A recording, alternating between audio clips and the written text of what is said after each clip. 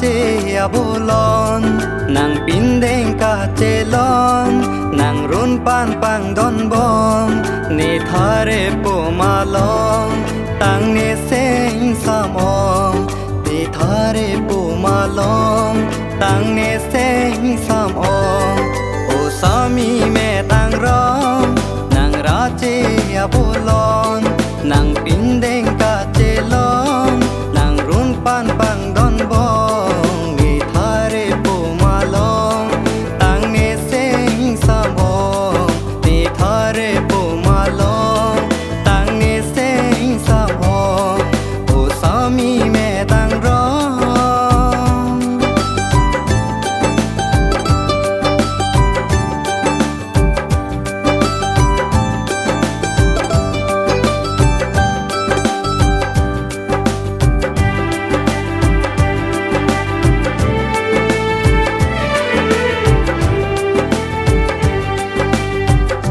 đam tang a seng kan ke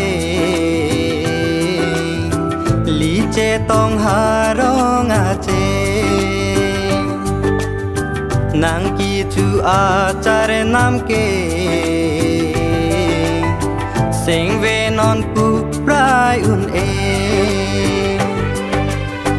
chu đam tang a seng kan ke li che tong ha rong nang ki chu a chare nam ke seng ve non pu prai un e nang hen lo ne chi the bir bi vo leng dun ti ke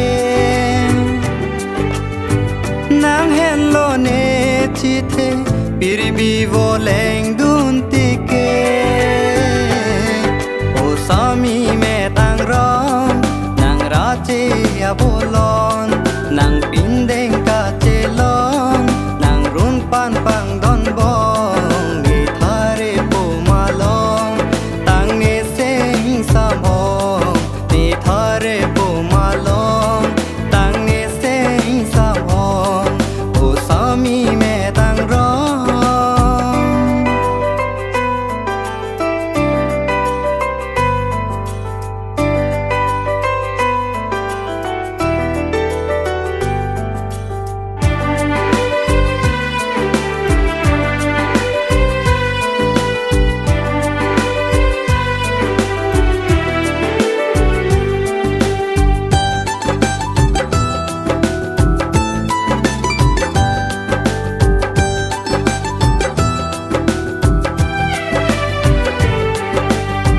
seng ve chi pa bi nang ne